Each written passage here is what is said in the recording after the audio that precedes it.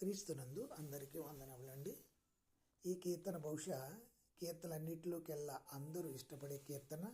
దేవుడు ఆయన ప్రజలు చేసే మేళ్లను గురించి ఈ కీర్తన ఉంది. మొదటిగా దేవుడు కాపరిగాను, రెండవదిగా ఆయన్ని ఒక రాజుగా చిత్రీకరించినట్లుగా కనబడుతుంది. తరతరాల నుండి ఈ కీర్తన కోట్లాది విశ్వాసులకు ఆదరణను, ధైర్యాన్ని కలిగించింది.